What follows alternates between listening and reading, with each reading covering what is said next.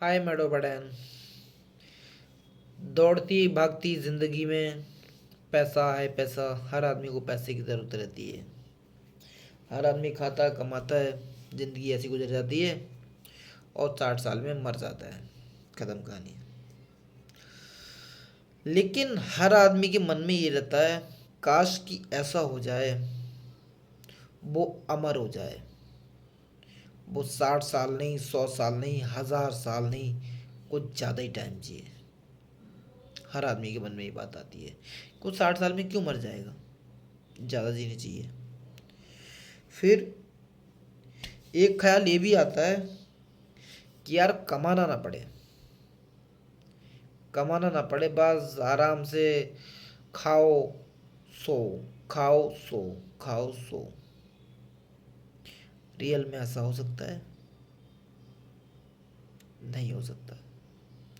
कहीं भी कभी भी नहीं हो सकता।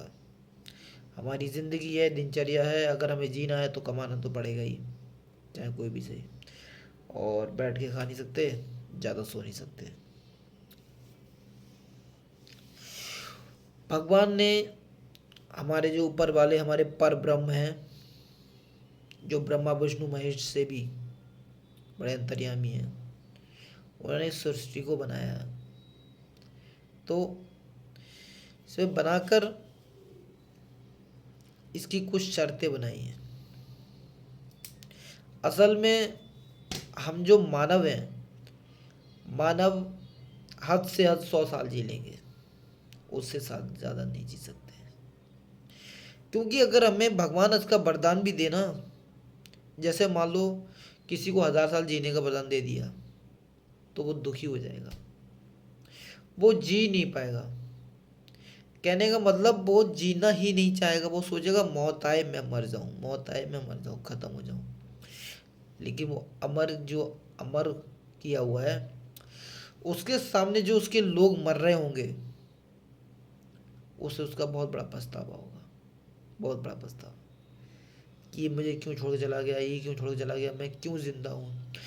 अमर होने वाला खुद मौत मांगेगा, इसलिए भगवान ने किसी को अमर ही नहीं बनाया। कंडीशन ऐसी है, हम मानव हैं, हम कोई भगवान नहीं है। हमारे अंदर उतनी ही सोच है, उससे आगे कुछ नहीं है। दूसरा, अगर हम बैठ के खाने को मिले, बस बैठे खाएं सोएं, ऐसी भी ज़िंदगी हम नहीं जी सकते, कभी भी नहीं जी सकते। क्योंकि मन ही नहीं लगेगा। कितना सो सकते हैं, कितना सोएंगे, कब तक खाएंगे, कब तक खाएंगे। एक लिमिट होती है, कैसे खाना है, क्यों खाना है, कब तक सोना है, सोते रहना है। तो ये सब भगवान ने मानव से परे कर दिया, क्योंकि मानव जो है ये ज़िंदगी भी नहीं जी सकता। आपने कहते हुए सुना होगा, कुछ नास्तिक लोग बोलते हैं कि अगर भगवान है तो सामने क्यों नहीं आता, हमसे मिलता क्यों नहीं, हमसे बात क्यों नहीं करता। उनके लिए मैं बता दूं, अगर भगवान इस धरती पर होते तो ये मानव उनकी भी इज्जत नहीं करता हल्के हल्के।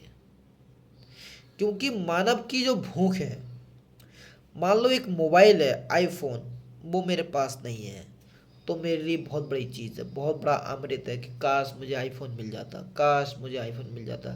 कैसे करके आईफोन मिल जाए, चाहे लड़े लग जाए, आईफोन मिल जाए। अब आईफोन मेरे पास है, अब अलग से सोचें, आईफोन मेरे पास है तो उसकी कोई इज्जत ही नहीं है, कोई वैल्यू नहीं है। जैसे मैं कहता हूँ भाई मुझे फॉर्च्यूनर मिल जाती, फॉर्च्यूनर मिल जाती, मज़ा आ जाता, फॉर्च्यूनर मिल जाती। फॉर्च्यूनर नहीं है तो मेरे लिए वो अमृत है। मान लो अब दूसरी सोच, फॉर्च्यूनर मेरे पास आ चुकी है तो उसकी कोई इज्जत ही नहीं, कोई रेस्पेक्ट ही नहीं, वो बेकार लग रही, खत्म कहानी। तो इसी हिसाब से अगर हमारे पास भगवान आ जाते हैं तो हम उसकी पूजा करते, मनाते, खिलाते पिलाते।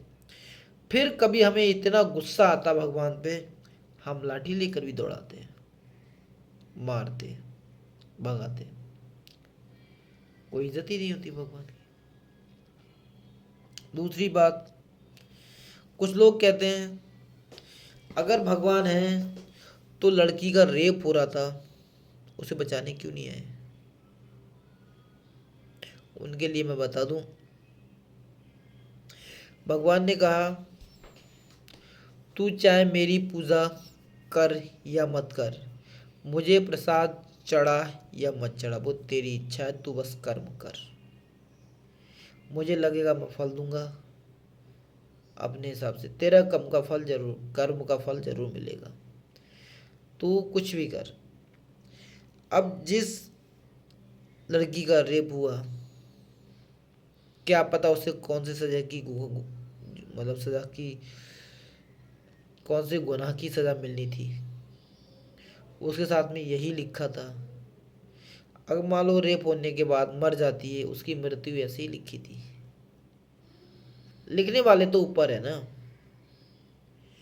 अगर एक लड़की का रेप हो रहा था, मौके से पहुंच गया कोई, उसे बचा लिया, तो भगवान ने उतना ही लिखा ना कि भाई तेरे साथ जबरदस्ती होगी लेकिन तेरा रेप हो नहीं पाएगा, इतने टाइम तक कोई आदमी वहां पर आ जाएगा, खत्म कहानी।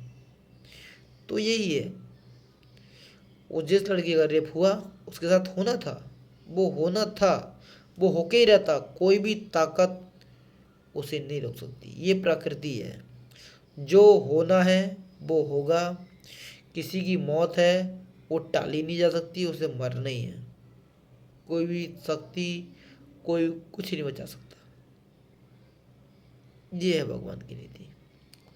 भगवान कहता है सिर्फ कर्म करो, फल तो तुम्हें मिलना ही मिलना है, चाहे पाप करो, पुण्य करो, रेप करो, रेप करो या कुछ भी करो, कर्म करो।